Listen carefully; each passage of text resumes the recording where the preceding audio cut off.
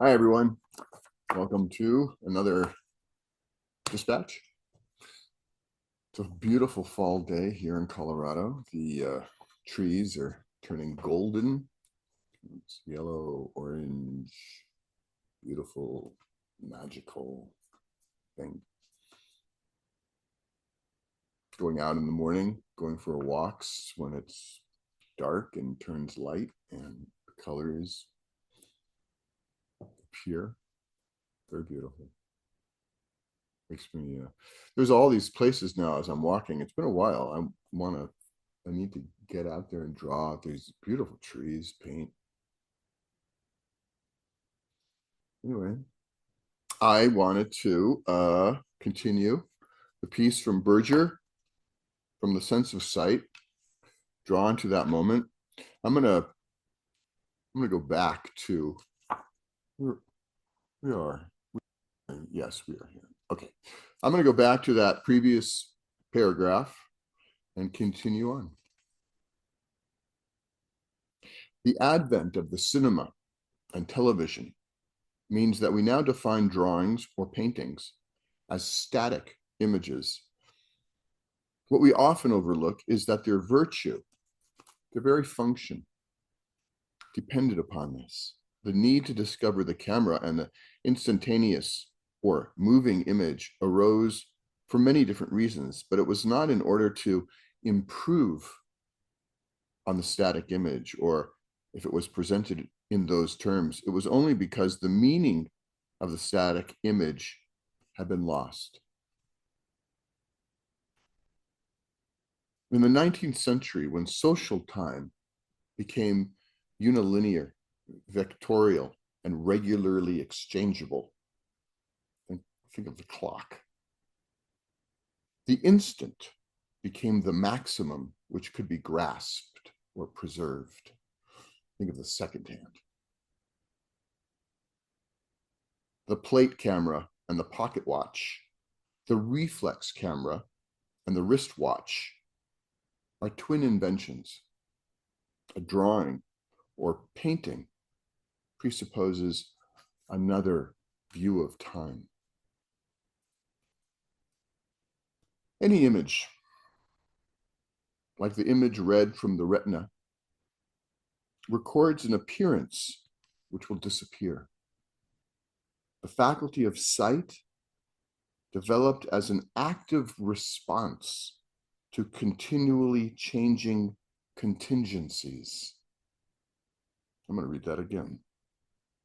The faculty of sight developed as an active response to continually changing contingencies. Like everything keeps changing, right? And sight is developing in response to all that change. The more it developed, the more complex the set of appearances it could construct from events. An event in itself has no appearances. Recognition is an essential part of this construction. Oh, that's what I'm seeing. Oh, this is what's happening. And recognition depends upon the phenomenon of reappearance, sometimes occurring in the ceaseless flux of disappearance. Oh, yes. Oh, yes, I've seen this before. Oh, yes, this is what this is. Thus, if appearances at any given moment are a construction emerging from the debris of all that has previously appeared, it is understandable that this very construction may give birth to the idea that everything will one day be recognizable and the flux of disappearance cease. Such an idea is more than a personal dream. It has supplied the energy for a large part of human culture. making available, making permanent, constructions drawn out of the ceaseless flux. This is happening, and this is happening, and this happened. For example, the story triumphs over oblivion. Music offers a center. The drawing challenges disappearance. What is the nature of this challenge? A fossil also challenges disappearance, but the challenge is meaningless. A photograph challenges disappearance, but its challenge is different from that of the fossil or the drawing. The fossil is the result of random chance. The photographed image has been selected for preservation. The drawing image contains the experience of looking. A photograph is evidence of an encounter between event and photographer.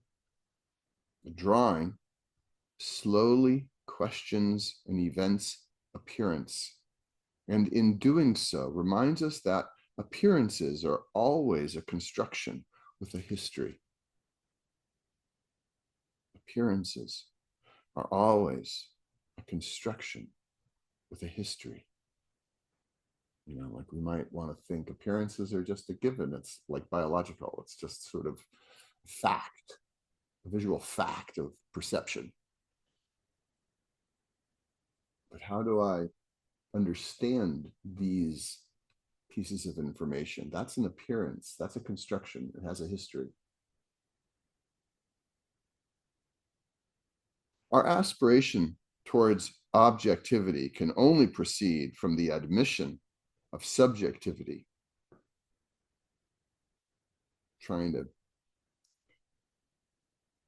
get something to, this is how it is. It's coming out of a situation of, it's just this pool of internal experience. We use photographs by taking them with us in our lives, our arguments, our memories. It is we who move them, whereas a drawing or painting forces us to stop and enter its time.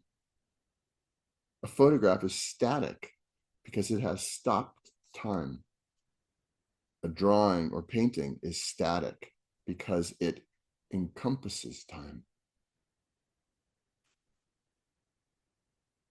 I should perhaps explain here why I make a certain distinction between drawings and paintings. Drawings reveal the process of their own making, their own looking more clearly. The imitative facility of a painting often acts as a disguise. In other words, what it refers to becomes more impressive than the reason for referring to it. Great paintings are not disguised in this way, but even a third-rate drawing reveals the process of its own creation. You can unpack the making of a drawing. I'm pausing here, right? You can look at a drawing and like follow your way back to the person's making of it, to the thinking of it, to the decision making. Paintings often, it's like there's a density to it and it's like hard to unpack. Here it is. It just is. How does a drawing or painting encompass time? What does it hold in its stillness? A drawing is more than a memento, a device for bringing back memories of time past.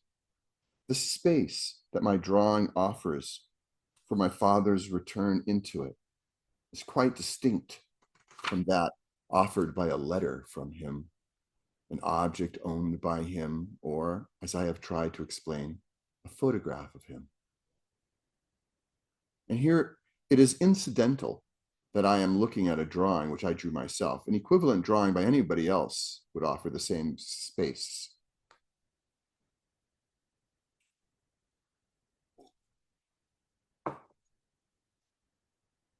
To draw is to look. examining the structure of appearances. A drawing of a tree shows not a tree, but a tree being looked at. Whereas the sight of a tree is registered almost instantaneously, the examination of the sight of a tree being looked at, not only takes minutes or hours instead of a fraction of a second, it also involves, derives from, and refers back to much previous experience of looking. Within the instant of the sight of a tree is established a life experience. Within the instant of the sight of a tree is established a life experience. This is how the act of drawing refuses the process of disappearances and proposes the simultaneity of a multitude of moments, and the moments of a life coming together in that seeing, in that instant of seeing. From each glance, a drawing assembles a little evidence, but it consists of the evidence of many glances, which can be seen together. On one hand, there is no sight in nature as unchanging as that of a drawing or painting. On the other hand, what is unchanging in a drawing consists of so many assembled moments that they constitute a totality rather than a fragment. What is unchanging in a drawing consists of so many assembled moments that they constitute a totality rather than a fragment. The static image of a drawing or painting is the result of the opposition of two dynamic processes, disappearances opposed by assemblage. If, for diagrammatic convenience, one accepts the metaphor of time as a flow, a river, then the act of drawing, by driving upstream, achieves the stationary.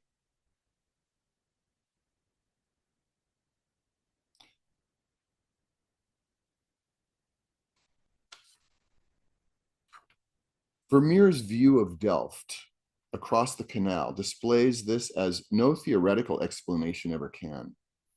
The painted moment has remained almost unchanged for 3 centuries. The reflections in the water have not moved.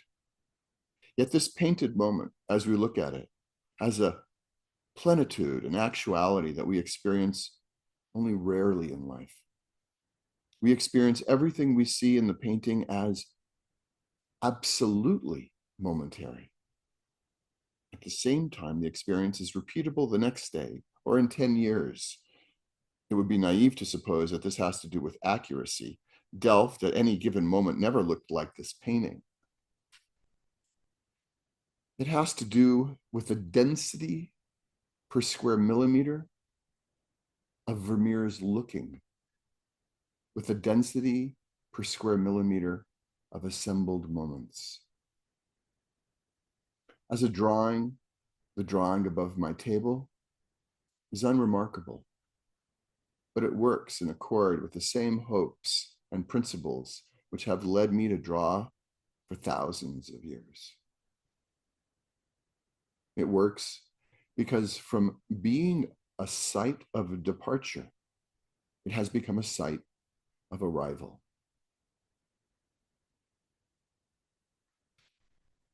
Every day more of my father's life returns to the drawing in front of me. Every day more of my father's life returns to the drawing in front of me.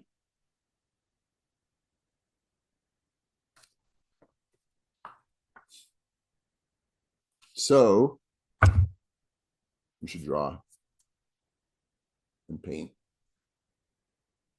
and make stuff and be in our making and swim upstream, resist the dissipation, this relentless, crazy flooding that's happening. Hold on. keep making stuff. Keep showing up. All right. I'll send this off. Take care, everyone. Talk to you later. Bye-bye.